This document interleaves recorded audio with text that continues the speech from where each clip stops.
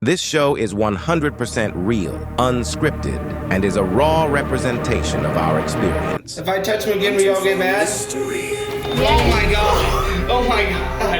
Are you so mad? Reliving history. The paranormal is real. Oh my god. We cannot see. The paranormal is real. The plantations. You don't see it, but then you see it. That was creepy. I ain't afraid of ghosts. Paranormal Plantations. Paranormal. Paranormal. Plantations. It is real. The paranormal is real. Welcome to Paranormal Plantations. The paranormal is real. In darkness lies mystery and intrigue, and the Myrtles harnesses and displays that darkness. A history shrouded with numerous deaths and murder, legends of ghosts, shadow people roaming the property, haunted furniture, haunted dolls, spirits trapped in an antique mirror, voices in the drain, spiritual attachments that follow you home. Is the Myrtles plantation really as haunted as they say? That's what we are here to find out. During our journey of investigating the Myrtles plantation, we experienced more than we could have ever imagined. And we are excited to share our experiences. We use a wide variety of equipment to help in our attempts to communicate with the spirits during our investigation. We utilize the assistance of a psychic medium and a voodoo priestess to assist in that communication. St. Francisville, Louisiana. The Myrtles Plantation is such a unique location because it has a lot of rich history. Some parts not as pleasant as others, but I feel like that's what makes it such an experience. You can feel the energy of the house, and it's not negative like a lot of people make it out to be. It's a gorgeous house. The architecture is beautiful, and it's very bright in there when it's not nighttime. And you can really just feel a lot of the love that people give it through like the walls and the radiating of itself. And I feel like if you go in with a negative mindset, you will have a negative experience. And if you go in with a positive and open mindset, the spirits will see that and match your energy. And I feel like that's what makes this location so special, is because of all the energy and experiences that it holds and it wants to show you.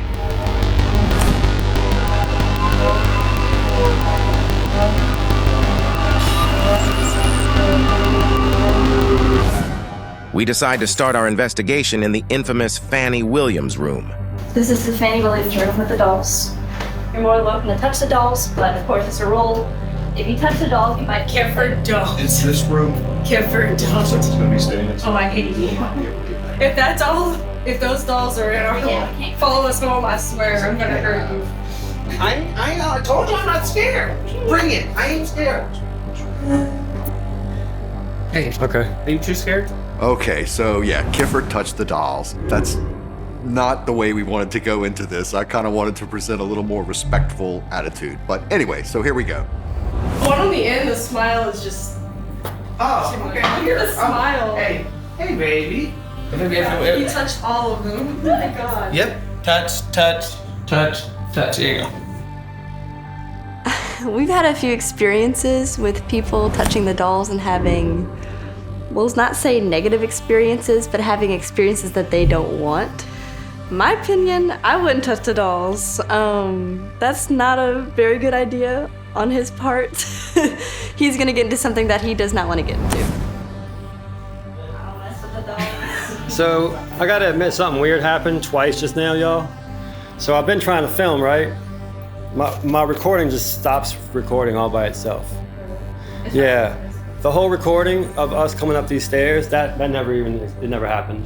Even though I was recording, it's just gone. It just stopped recording. This is only the beginning of what would prove to be an investigation full of technical anomalies. Actually happened to me at Queen Mary. Everybody's phone shut off. And then when we got out near the engine room, they all turned back on. It was creepy. Just in the one place. Yeah, just in one place. I think her eyes are creepier than her smile. Yeah. They follow you. I do not like those dolls in that room. They're not very welcoming energies. They are also very disturbing to look at. The eyes follow you around the room and it's very unsettling. Oh, and she's missing a finger. Okay.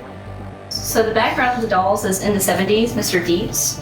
Whenever he put the electricity inside the home, he saw the paranormal stuff to attract the spirits. Instead of the spirits attracting the tourist or bothering the tourists, they could bother the dolls instead. It's creepy though. Just blink once. Just one time. One little blink. Did you see the smile move? No, I didn't. I swear, I just saw it smirk even more. I swear to God. Hold on.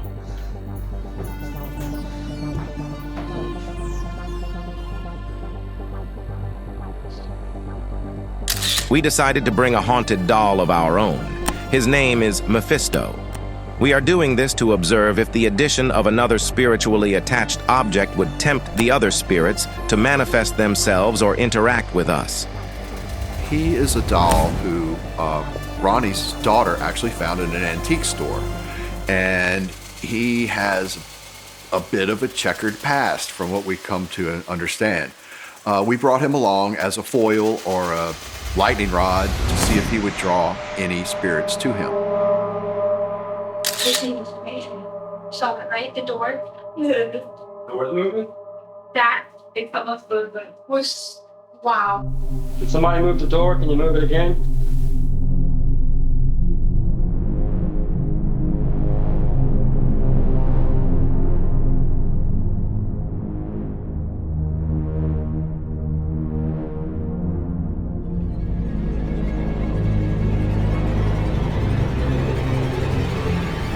Focusing on the door. Focusing on the door.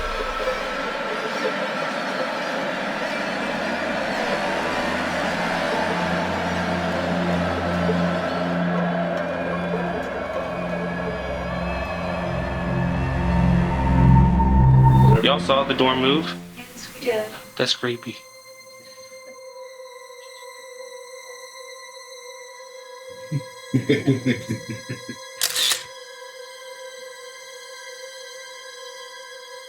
It's 85 degrees in here.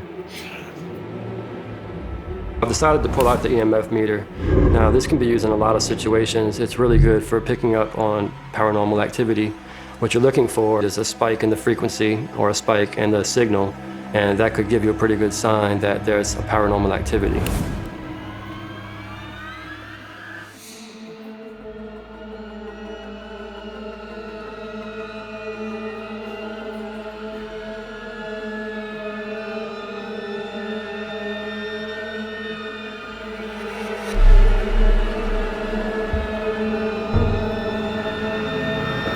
Is anybody in this room?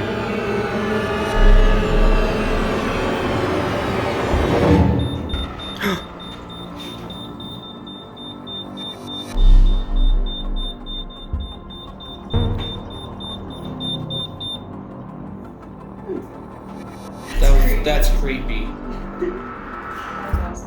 If you made that happen, obviously you can make it happen again. The EMF meter is picking up electromagnetic frequencies radiating from the chandelier hanging right above the bed. So that's a false reading. Okay, that explains that. Okay, that wasn't real. That freaked me out. Oh, was that real? Maybe someone's sitting on the bed. It's worth noting that it is very unusual to maintain a reading this high while moving around the area.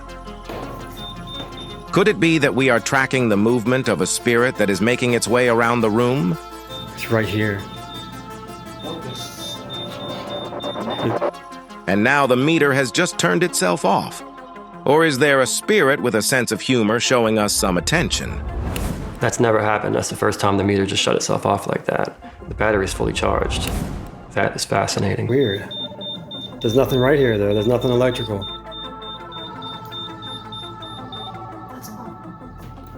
No, not right there. And now you're in the It's like really low all of a sudden, like a 2. It left. Yeah, I must have. It's gone. It's gone. There's like no signal now. Go more toward the light fixture again, see if that's a little false reading or not. Yeah. Oh, the light fixture was. Whoa. Is it following Kiffer? My focus is. Every time it got near me, the EMF detector went off. So I believe that they were right beside me, because I also got goosebumps every time it went off. So I feel that it was right beside me and like staring a hole right into me. It was angry, and we felt that the rest of the night. Electronic devices can also emit EMF frequencies. That's why I put the meter next to Kiffer's camera. Well, his camera wasn't the source of the energy. It seemed to be moving around us and every now and then standing right next to Kiffer. I don't think the spirits like us in here because it keeps going in and out of focus like really bad. Like it goes from good focus to bad focus, like really good.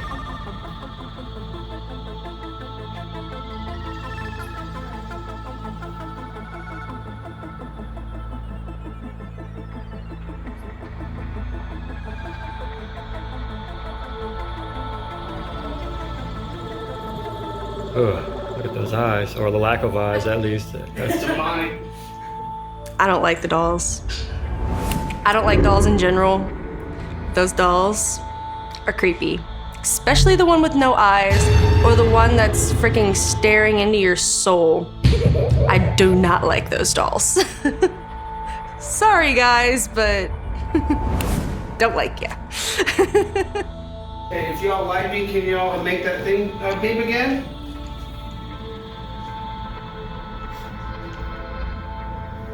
I don't know, Kiffer. It's not looking good. Nah, I guess they don't like me. Nah, who does? Is it like a touch to you? What is it? He did touch the doll. He was stupid enough to touch the dolls. Oh. Was that like an answer, like yes? Did you see that? Look! No. Oh my god! They don't like kids because he touched the dolls. You don't like me touching the dolls? I told you not to touch them. If I touch them again, will y'all get mad? Yeah. Oh my god! Oh my god! Not even a half a second after, and that was our first reading. And after that, I was thinking we're gonna have one heck of a night. Oh my god! Are you still mad? That was crazy. I'm just telling you. That's Don't touch Dude! Don't touch the dolls. Okay, I'm not gonna touch the I dolls. told I promise you. I won't touch the dolls. Don't touch the doll. Because I've never seen so responsive like that. That was Me neither. I do not like that he is touching the dolls, and neither do they. They don't like to be touched. They hate being recorded. And I really just feel like he is setting himself up for not so good things down the road. Getting out of focus, like it won't. Told you not to touch them. At this time, we decided to use another tool in our arsenal, which is these cat balls. We set them on the floor or in the area where we're trying to contact the spirits, and if they're able to, they can touch them and set them off. All right, those are gonna turn off.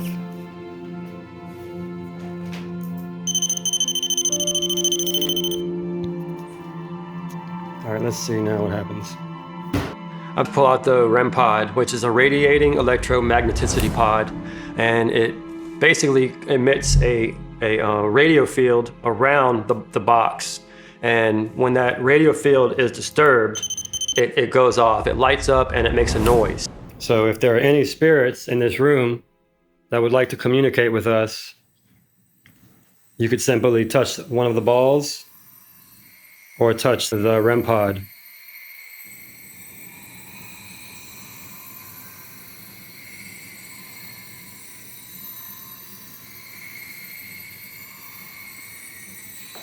Silence all of a sudden. Typical. Anybody want to ask a question? Hey, it's Rainy. How you doing? If y'all recognize me, y'all touch the balls or something like he said, don't be scared. I'll do it for y'all one time. There you go. That's all you gotta do. I'll sit on the floor. Try it out.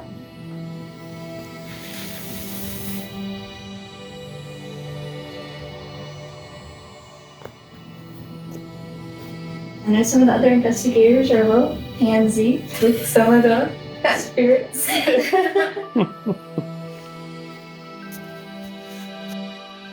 There's Clark Woodruff here. Light up the balls, Clark.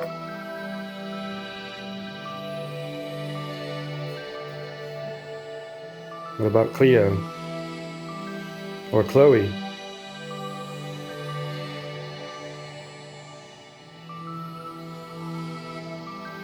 Nothing. Kate Winter.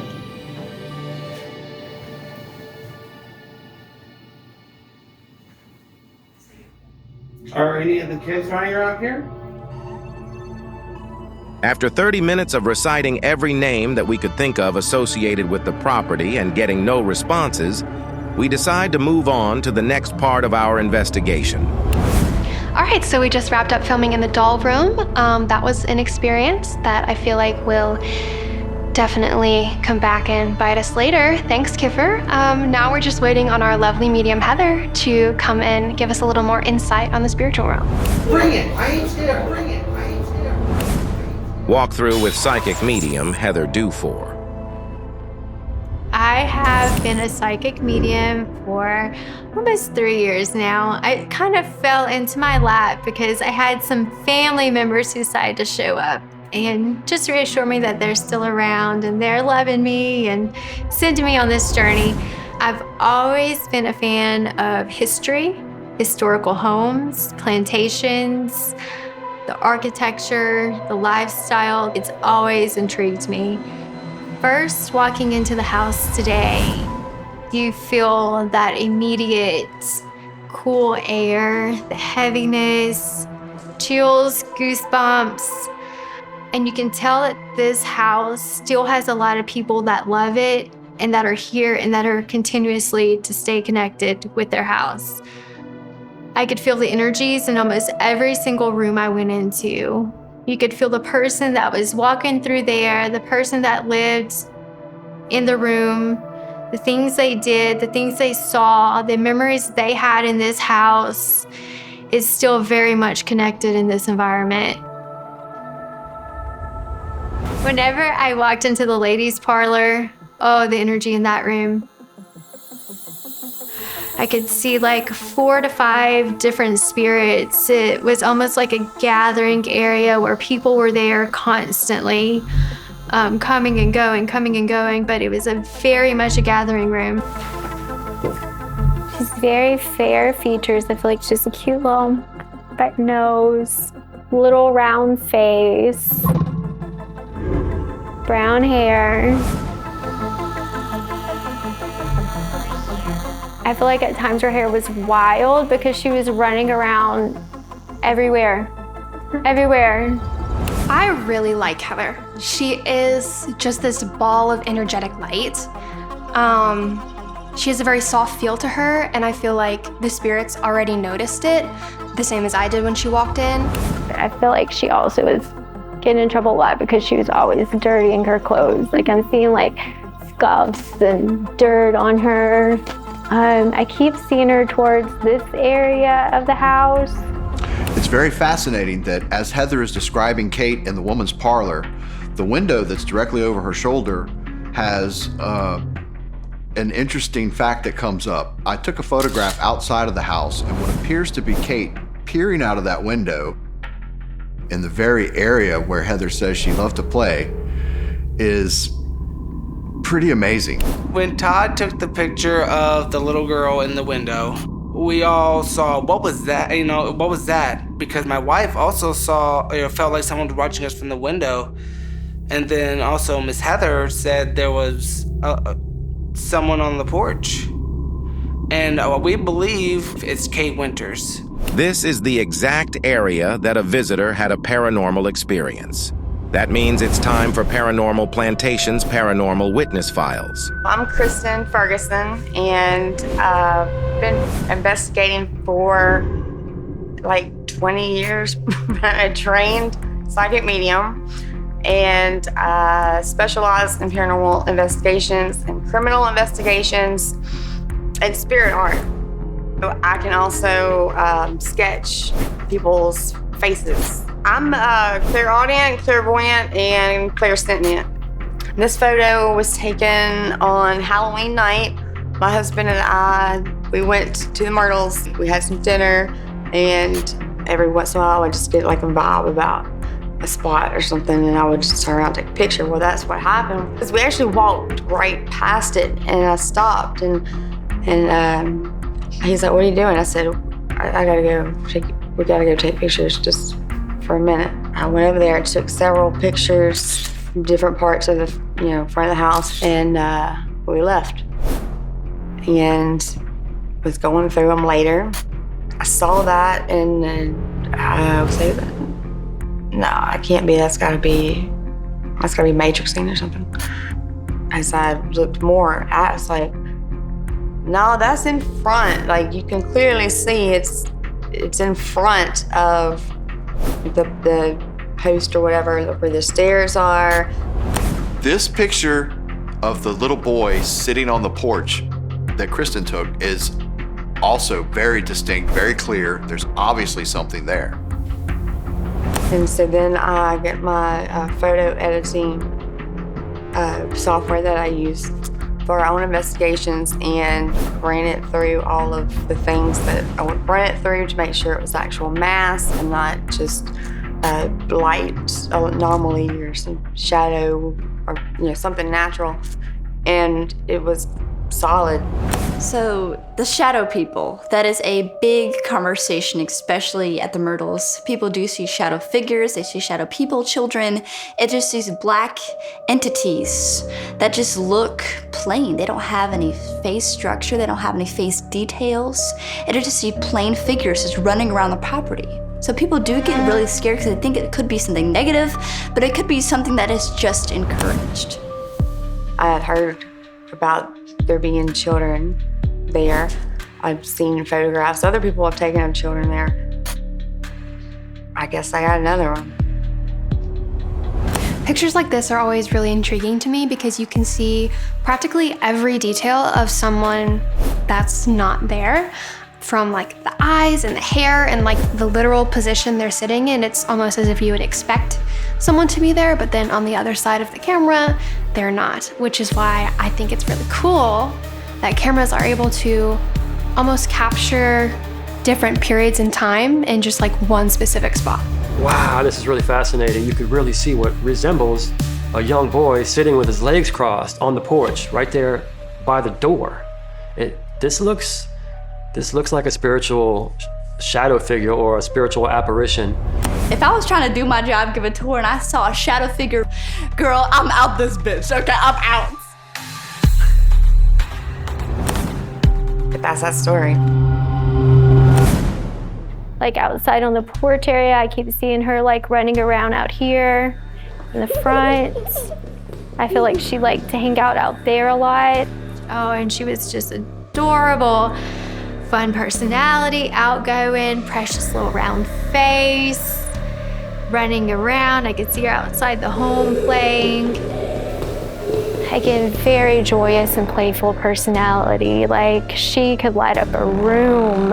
She's just so loving, so sweet, so outgoing, beautiful child. That was literally insane. The little small button nose, the little round face. I work there about 4 or 5 days a week, and I see Kate Winter every day.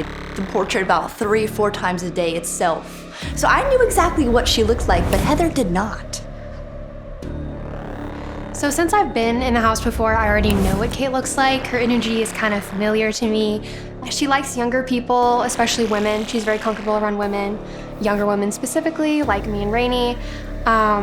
So I knew that Heather would be able to connect with her as easily as we are.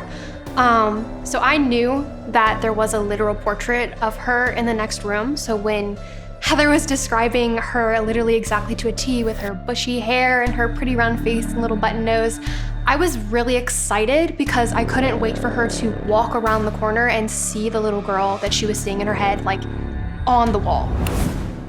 That main area right there in the middle, I could see like a gathering of people. I don't know, it's almost like I feel almost all of them come back in here because I'm also feeling an older gentleman again. And I feel like he's a little bit different than the guy that was in that room. I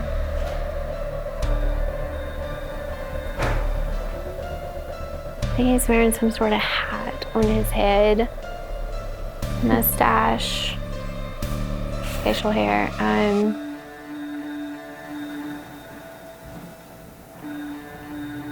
Seem to hold him like a glass of bourbon or something. I feel like it's like drinking or... Interesting that you say that. I feel like there's like glasses of bourbon or something. Drinking going on. I feel like I see him sitting down with his hat on and his legs crossed, holding his drinking glass, talking about like business affairs, things that need to happen. Very business type of personality, very keeping things by the books, things, list of him writing down, things that need to be done, things that need to be accomplished. I feel like there's a log with numbers in it. I'm seeing numbers. It's almost like a budget inventory type log of what kind of money and accounts he has. Definitely a money type guy too. I feel like he's like very ritzy for the time because he's gonna have the polished shoes, he's gonna have his nice bourbon, he's gonna very much into the money, very nice suit. I feel like it's a very nice suit. I'm seeing very well put together pants, like clean attire, clean shirt, well groomed. I feel like his hair is almost like slicked back too. I don't know what kind of products they used back then, but I'm seeing a well-groomed gentleman, well taken care of. Do any of them have anything to say? Because you said that he came in here afterwards, so I just wondered if he had a message or something.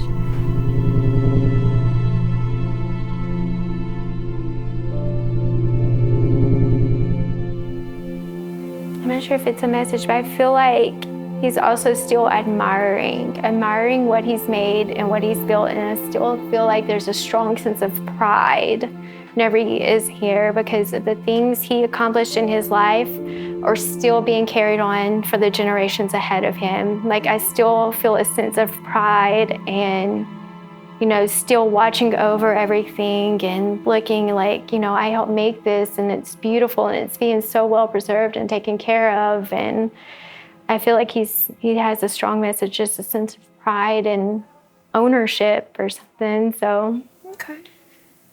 Got a couple of questions. So you said you were drawn to this part of the room, correct? Especially that spot. So you've been here a couple times, but you would know that this room is actually a seance room for Miss Fannie Williams, in which where you're standing, she would hold the seances at to invite all the spirits. So that's where the portal comes in. There's actually a mirror on this side. You're giving me goosebumps again. Oh, you're giving me goosebumps again. So 13 spirits did die inside this home, but they come in and out all the time because she never closed that portal. She passed before. Gotcha. So it's still open. Gotcha. Okay. I had initially stood in one spot and I could feel the weight, the coolness. My hairs were standing up and I drifted on the other side of the room, but it kind of went away. So I walked back to that main area right there in the middle and I could see like a gathering of people. I had stepped over here and I didn't feel it as strong, but once I stepped back over here, I got the whole goosebumps, whole body thing. Right in the middle of the portal, yeah. Oh my gosh, I didn't even notice that mirror. Yeah, that's the gentleman's parlor. You're free to step inside. Alright. I keep smelling that smell again. Oh, there's a lovely top hat in here. There you go. Yes, exactly. I keep waiting to see your reaction of the picture in there. There's the top hat. Yeah. Yes, the top hat you were talking about. Here's the top hat.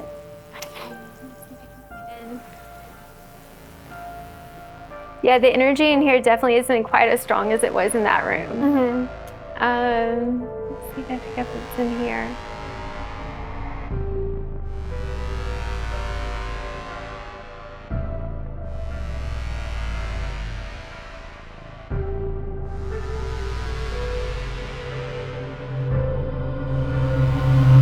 I'm definitely back to seeing the men, and we're seeing the word affairs, like business affairs. Whenever I was in the gentleman's parlor, I saw 4 men. It was a gathering of men. They were sitting there with their legs crossed, holding their bourbon, cigars. I was seeing tobacco, very much an atmosphere that was made for discussing private activities that were going on, secrets between the gentlemen, ideas and thoughts and things that they were planning and plotting and looking to happen, things that were going on in their environment and in their world. I also saw a man riding up on a horse, a man that appeared to be in the 20s, 30s range. I saw him riding towards a horse. And I also saw a man standing at the fireplace. It's almost like he was standing there, his arm there, and he was looking towards the other side of the house, like yelling in anger, frustration. Could it be that Heather is picking up on an energy that is one of the Myrtles' most dreadful moments in its long, tainted history? The death of William Winter. Born in Maine on October 28, 1820. Winters was 50 years old when he was murdered on January 26, 1871. At this point, Heather describes someone approaching the house on horseback. Then she describes a man as leaning against the fireplace and possibly calling back into the house. We believe this to be William Winter, who was called to this very porch next to this fireplace and shot by an unknown assailant from horseback. The story goes that he then went back into the house and climbed the steps to where his wife was and died on the 17th step. However, there are several newspaper accounts from the time that claim William Winters actually died right here on the porch. Considering that there were 3 sources that cited this as the truth, we'll have to say that maybe there was a little embellishment on that story. So if it couldn't be William leaning on the fireplace, perhaps it was a family member of Winters that was leaning on the fireplace, yelling to the rest of the family about the murder of their beloved father.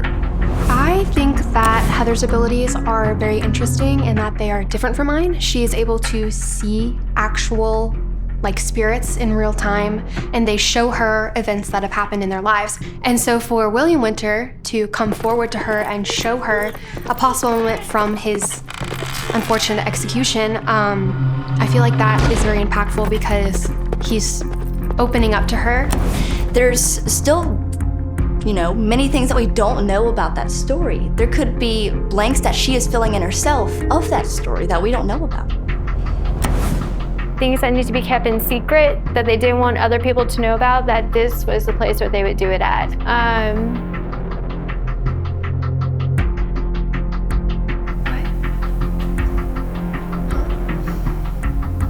Oh, the camera died? Again.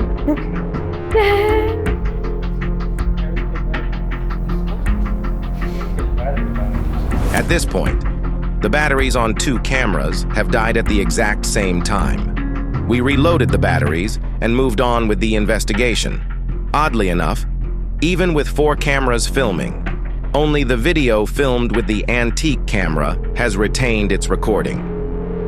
Wow, what is going on? This is confusing. First Kiffer's camera turns off, turn it back on, and then both of our cameras turn off at the same time. Then I tried to turn mine back on and it wouldn't come on. The battery was dead. Tried to turn Kiffer's camera back on, his battery was dead. So I switched the camera batteries, put new batteries in, and we continued the investigation. But oddly enough, none of the recordings came through, even though I'm pretty sure that we were recording. It is a shame that we did lose some of the footage of this investigation, but it's not a surprise. We get people coming from all over, losing their footages or things not coming out as they want it to be. The audio just kaput, done. You can clearly see 3 of us filming. Is it possible that all 3 of us forgot to press record?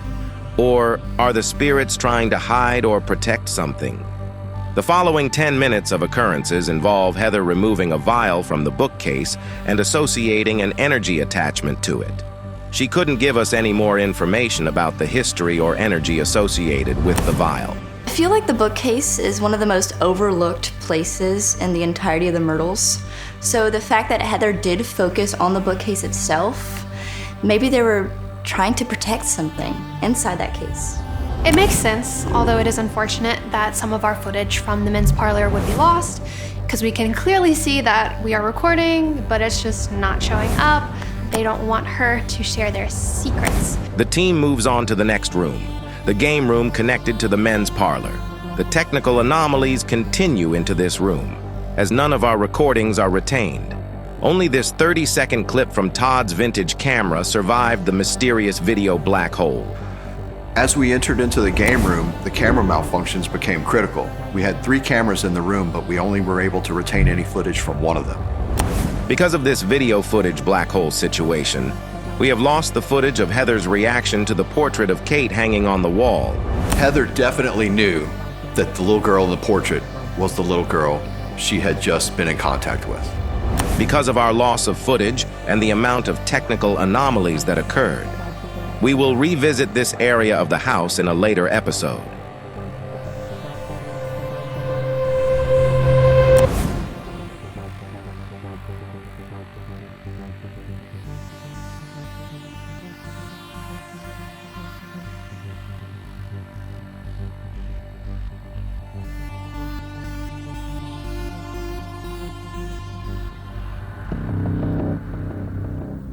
When I walked into the Woodruff room, I could definitely feel a strong male energy in that room.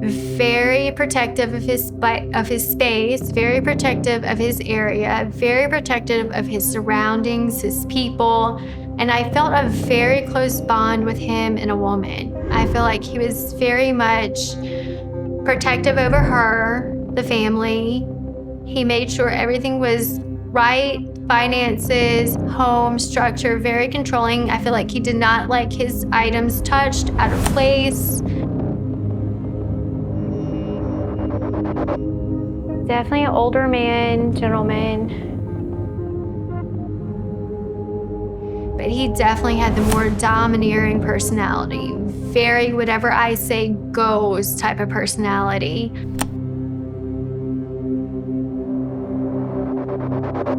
He's showing me his eyes. I see specifically like wrinkles on the corners of his eyes and like worn face.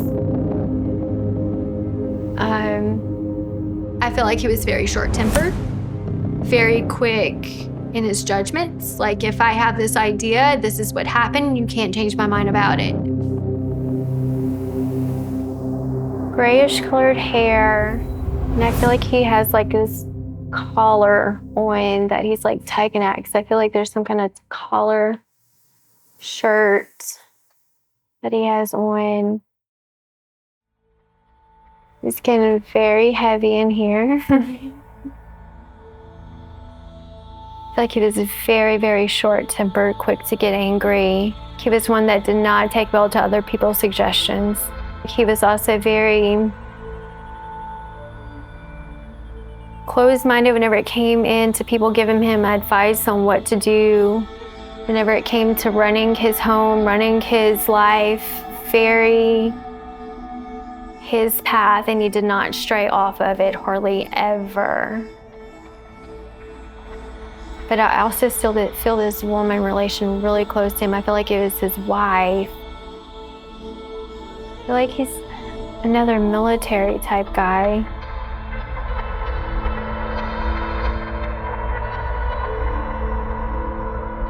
I'm still picking up on the military aspect of this.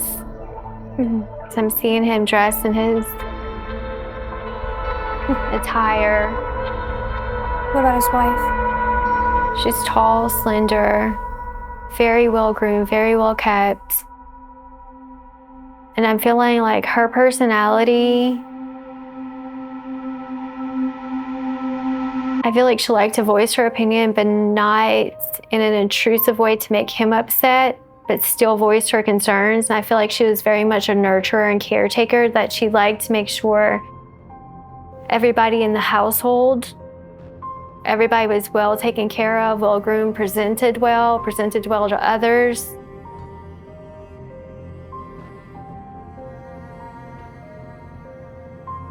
I feel like she was very kind by nature, where I feel like she was very much a nurturer type personality, care for him a lot, because the two of them are very close. It feels like they're in a relationship like spouse, husband and wife, because when I'm seeing them right next to each other. Earlier I was talking about the man who died on the staircase, right? Or who got shot by the man on horseback.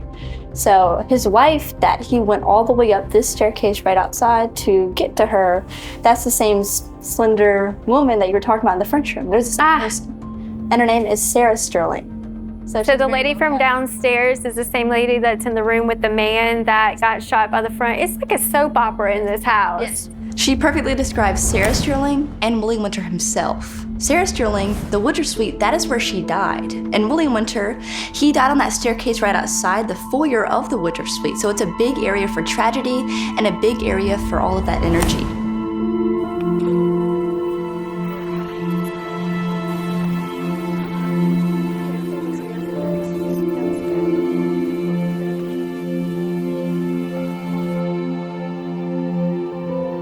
Whenever I went into the Ruffin Stirling room, it was a variety of emotion.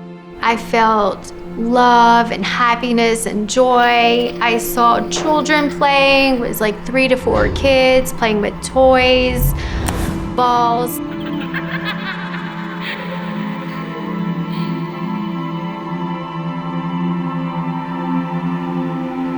I'm definitely feeling multiple people in here, but it's almost like the younger spirits, the children, the interacting, they're playing. I feel like it's kind of a bittersweet feeling that Heather can see the children playing, because we know that they also died in this room, but it's also comforting the fact that even in death, they still can have fun. I really like the idea of that. Like there's at least 3 to 4 children. Oh my goodness. She just saw the children inside the Ruffin Stirling room. It's upside down. Because that room is where James and Cornelia passed away. Inside of that room. And who else knows who died in that room? Because there's more owners after that. We have 13 people who died in the home. It could be any of the kids just playing inside that room, just having fun. Like I'm feeling the joy and playing and gathering and them like playing little games and toys and tinkering and playing together. But I also feel like there's some kind of like thrown off type aspect. Like I feel like there's a reason that she was coming in here taking care of them. I don't know if it's the sickness or the illnesses that they were kept kind of in this area. But I can feel like people coming in to take care of these kids while they were in this area. I see them like laying in their beds.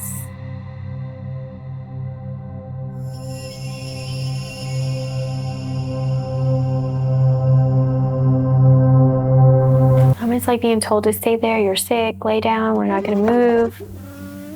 Like windows are kind of being opened to get air in. I feel like it's hot. I feel like they're trying to fan them and cool them off and putting like cloths on them. There's definitely sick children.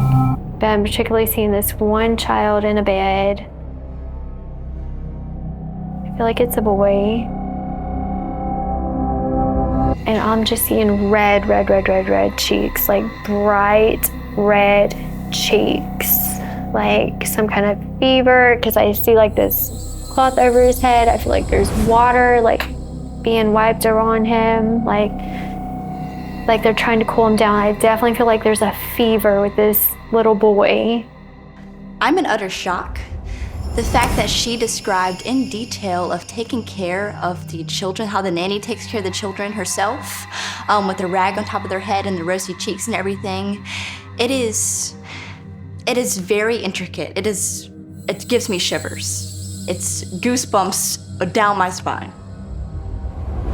And I feel like this lady is coming in constantly, checking on him and sitting, checking and sitting. I almost feel like there's some kind of like herbs or something that they're rubbing or putting on him. Some kind of medicine or something that they're trying to use. Was it the same lady that you described with the green dress? Yes. She had a darker skin. Yes, I feel like she has some kind of herbs or something. So the kids that you described, they're kind of feverish? Yes, yes. They have bright red, I'm doing goosebumps again. They're bright red faces. I feel like there's like, I can see like sweat. I just see bright red faces with like it almost looks like, it doesn't look like a sheet or a cloth. It looks almost like a cheesecloth, like draping over him.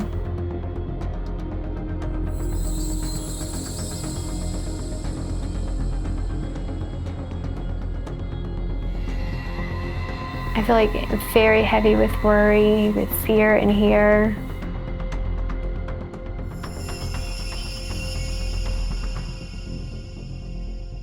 And it's like the atmosphere switched so much from happy, playing, joyful to like sickness, fevers, sweating, the caretakers coming in and out.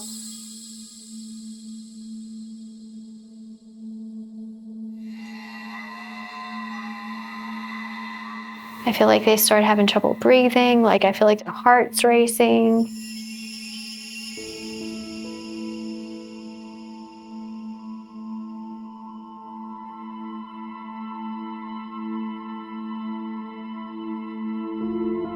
I feel like they passed in here. To be honest, I would say I'm surprised, but I'm really not. Because a lot of mediums who do come to the Myrtles, they stay in this room on purpose. They want to be around the place where the children did pass away, James and Cornelia. They want to be, I guess, there for them, because people who do talk to some of the children, like James and Cornelia themselves, they feel like they're stuck there and they need help getting out of their situation. I feel like there's lots and lots of tears shed in this room. A lot of sadness.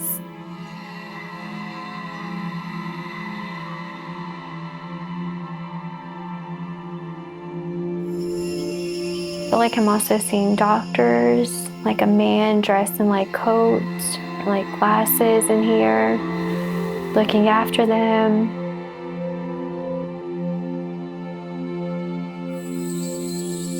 Lots of tears, lots of unknown, not knowing what to do, not knowing how to fix it.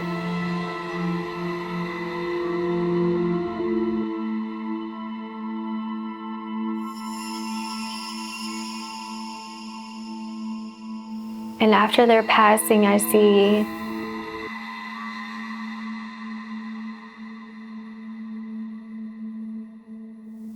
them almost laid out. I see this little boy laid out almost in a bed in white and flowers like all around, like beautiful flowers, but I still feel like it was inside this house. Downstairs.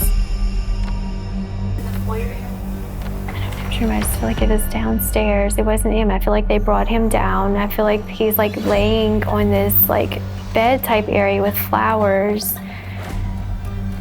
So downstairs, they have the big foyer area. Right when you walk in, it's a large area. It'd be perfect for a funeral. Now, we do have a lot of people who did pass in the home, so that foyer area was probably used a lot. Now, there is blanks that we need to fill, especially working there as a tour guide. You don't know every single thing about the Myrtles. So her saying that she saw it herself filled in a blank for even just myself. I think that the space used below for the funeral definitely makes sense, because that whole area down there is just very dense. You can feel it when you walk in. It's like you could cut the tension and the energy in there with a knife. And I feel like there's so many tears.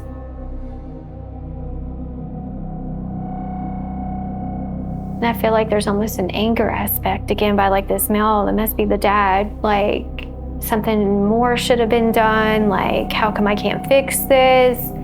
why did this happen? Could it have been prevented? Like somebody didn't do their job correctly. There's that anger personality coming out again in that.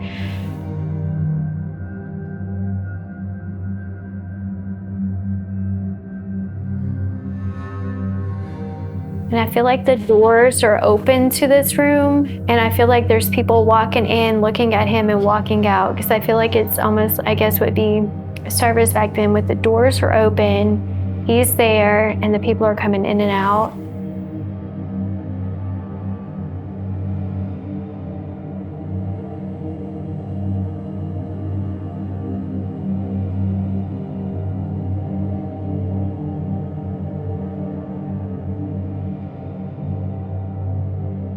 Gosh, this little boy's going into details. I feel like there's a horse and carriage. They put his body on there.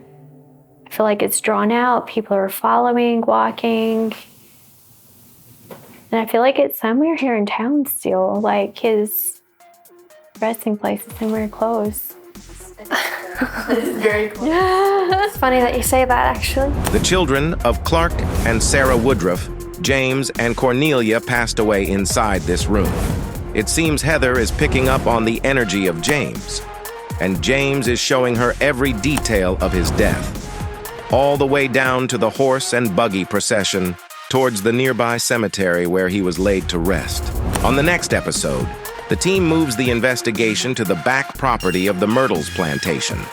We investigate the gazebo and follow the trail of a young playful spirit named Kate, who leads us to a nearby cemetery. Will the team capture any evidence of a paranormal presence at the Myrtles plantation? Find out on the next episode of Paranormal Plantations.